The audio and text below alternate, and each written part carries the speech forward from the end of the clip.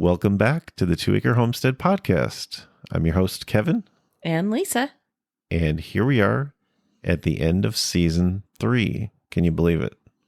Season 3 is a short season, and that's just because of the time of year that we're in. It is. And we're looking forward to answering a few questions that we've received from you.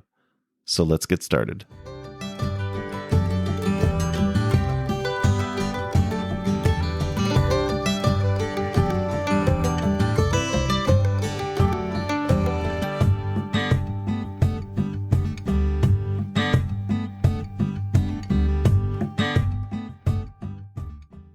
Well, welcome back. So what have you been up to lately?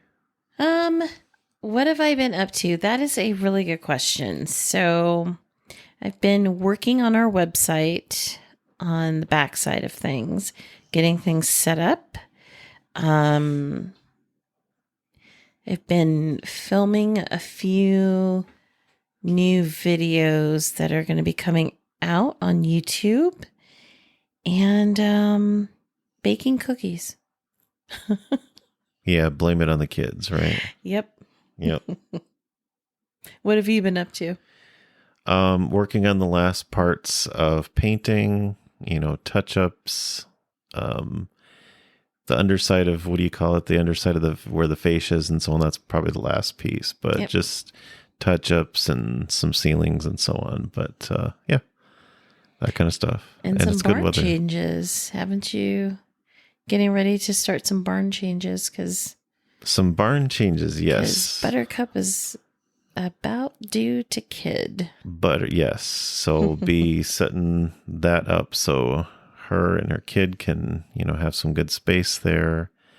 For those of you that don't know, Buttercup is our goat. Yes. Our dairy goat, and she is very pregnant. So, yeah.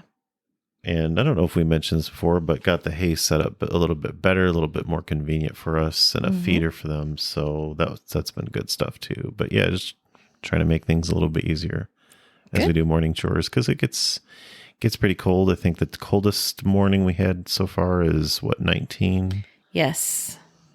So yeah, and we had snow a couple days ago too. Yep. Yeah, so it's pretty cold. Yep. Well, good. All right. Well, let's get into some of the questions we had here. Mm-hmm.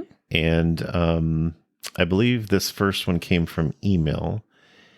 And I think it's a question we may have had maybe before, but basically it was how to start homesteading in the city with a small yard. No specifics there, but what comes to mind? I think maybe I could just jump in on that one. Okay. Because it's a wide range. What are you trying to do in your small, area? Are you going to garden? Are you going to have animals? So maybe I could just, I guess the first thing that came to mind was, animals or animals involved. So first thing that comes to mind from experience is, what kind of animals are you talking about? Maybe chickens, for example. I know from experience in a city, you need to look at local ordinances. So, for example, can you even have chickens on your property if that's what you're thinking about? If you can, what are the rules? I know something that we ran into when we were on a smaller homestead. You had to keep the chickens a certain distance from the other house, not the property line necessarily, but the house, certain number of feet. I know sometimes cities, people don't, hens can make noise, but roosters definitely make noise. So I think that's probably the concern a lot of people have is no roosters type of thing. But basically, what are your ordinances? Check them, fall within them. We don't want to encourage, just go out there and be a rebel and, it's my right and things like that. But, right. Play the game, right? And even some cities that weren't open to it in the past have kind of loosened restrictions, and they've said it's law now, you can do it. Look into those things. There's other animals, rabbits. Rabbits are probably the best bet if good you're idea. Really in a small situation. Right. And it comes back to noise. I think that's probably why in smaller areas more, when you're more on top of each other, that's probably why, right? Rabbits don't make noise. So not a lot. I mean, I don't think it's going to be something that's going to wake up the neighbors, right? Well, they pound their cage. If you keep them in a cage, which most people do, they will tap the cage, but might be easier, right? But if you're in a more confined area, I don't know. Can't think of. I mean, what else would people have? I mean, they're not going to have quail. Probably goats. Yeah, quail. Quail would be another alternative because they're small, they're quiet. I don't think they're considered livestock. Like goats would be considered livestock, or poultry. Any sort of bird. Would be considered fall into that. Yeah. And it's not just talking about this. It's not just the type of animal. It's not just the ordinances. You've got to think about too. You need space for those animals. They need room to roam. You need space for feed, water, and so on. So, those are some things to think about too. But then I want to interject something too, because if you're looking at the fact that you want to start homesteading and you have a small yard, I just want to interject this really quick that, the gardener in me is screaming up and down, grow something. So, get some seeds, grow things, put them in a pot if you can. But the mother in me is also saying, make sure you divvy out your space. So especially if you have children, you want balance in your family life. So if your kids are used to playing in the backyard, let them, by all means, please let them play in the backyard, but have just a small area for yourself where you can start maybe growing some things in your backyard. If you can't do that, then look to see if in your city there are, shared garden spaces that you can participate in or something like that. The other thing I just want to interject just really quick is in answering that question is start trying to buy your food from farms. Because once you do when you get really into the thick of homesteading, we're not going to be able to produce everything on our homestead. For example, our homestead, we can't produce fruit right now. Our trees they're not mature enough to bear fruit.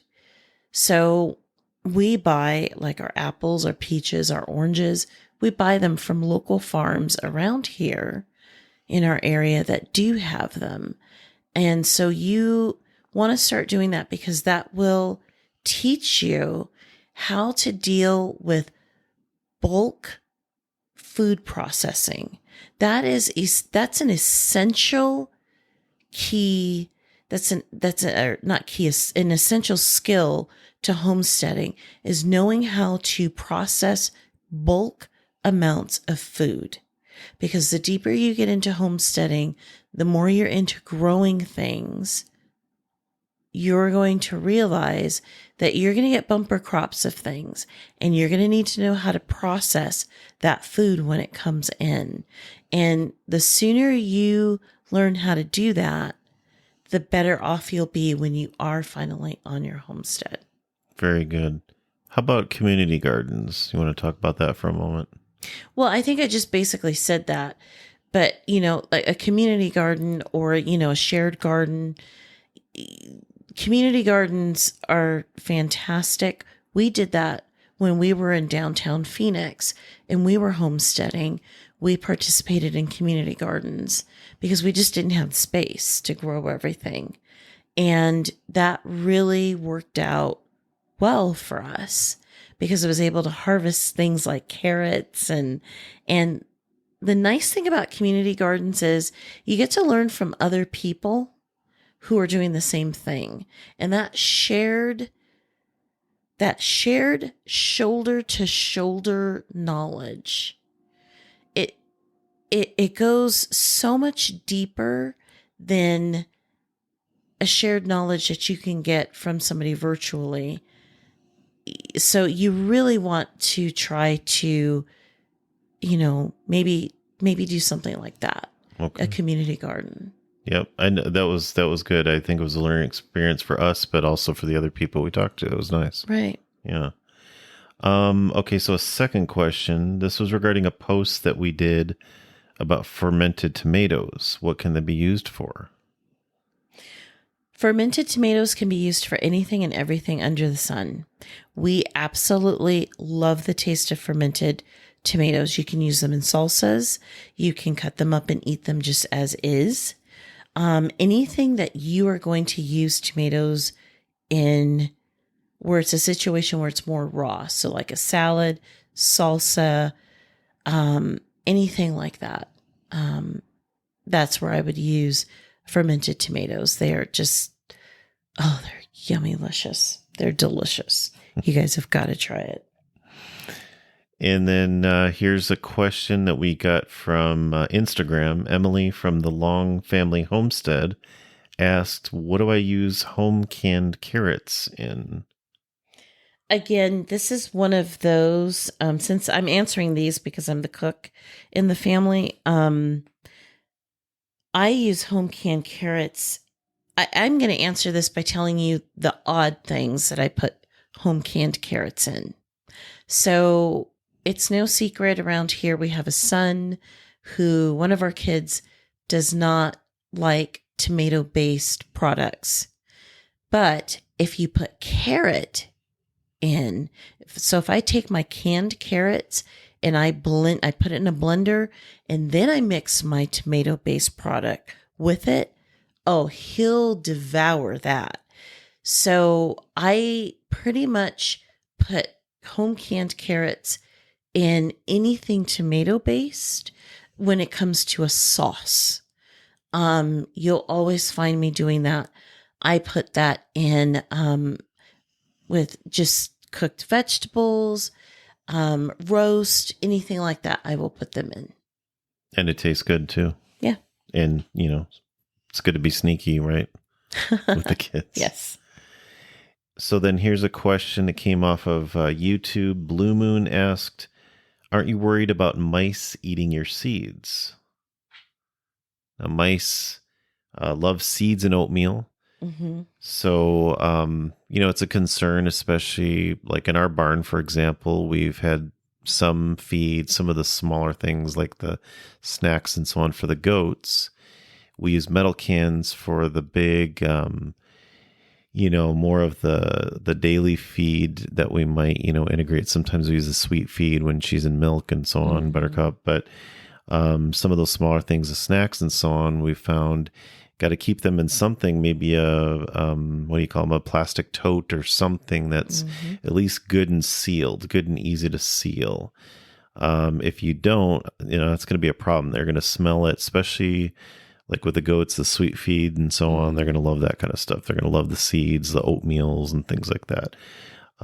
So you've got to really, you might say, I'm not going to spend $30 on a metal trash can or whatever, but I mean, it's worth it because you've got to keep that stuff sealed up. They will mm-hmm. find a way in. They will. And I think I'm assuming it's a she, but this person, Blue Moon, I think they were also asking in regards to our pantry.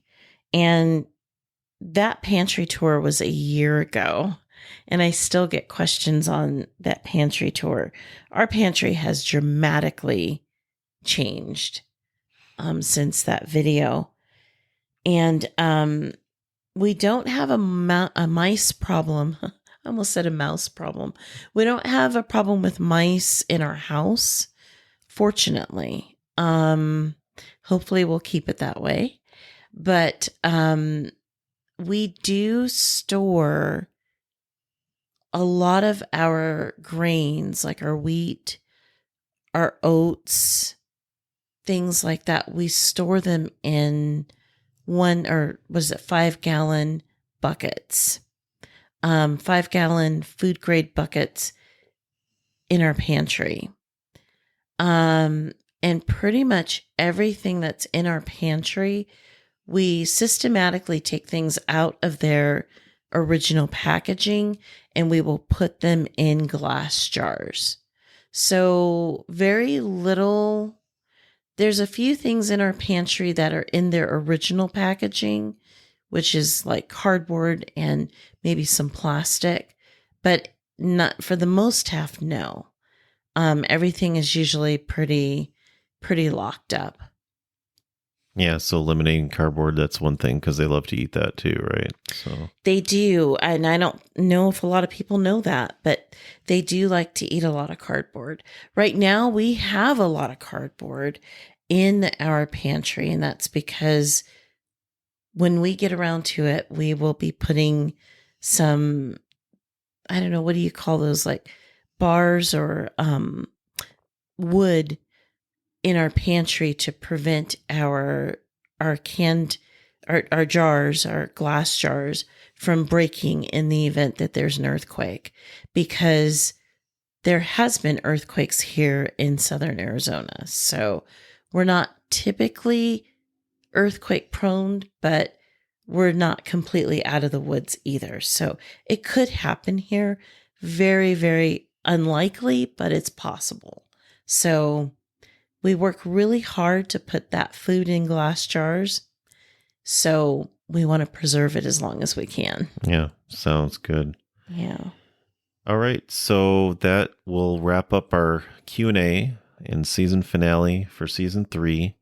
And it's good to take a little bit of a break because this time of year, it's good to kind of, before we get back into the planting season and so on, take a little bit of a respite. So this is our chance to drop the mic. We will drop the mic for the next 2 weeks. So right now it is December.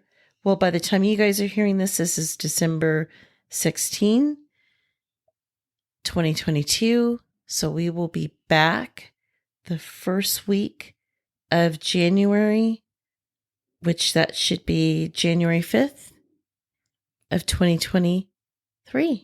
2023. Sounds weird. It always sounds weird when you first say it, when you first write it, right? Yeah. But yeah, so we're looking forward to that season 4. And we'll be getting into probably some longer form discussions. We will be back to our normal format. And you guys, we are really looking forward to this season, because this season we're tackling some hard topics. Some topics that are just topics that we know are forefront in you guys' minds. For example, how to prepare for job losses, layoffs, how to start a pantry, how to budget for groceries.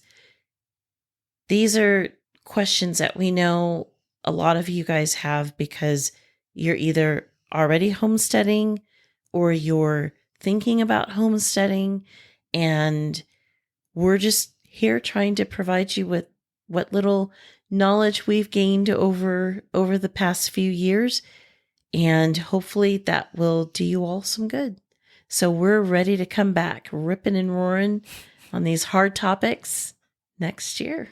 Sounds good. So as always, remember, we appreciate when you visit our website, the2acrehomestead.com. Visit our blog there and other articles. Also, there's a link to our newsletter, and that's on Substack. And so that gets delivered to your email. Instead of just going to the website, you can get it delivered right to your email. And then, of course, our YouTube channels. So, and an Instagram too. So those are some avenues that we love getting these questions and so on. And we're glad that we can share a little bit of knowledge with you. So from all of us here to all of you there, stay safe out there and happy homesteading.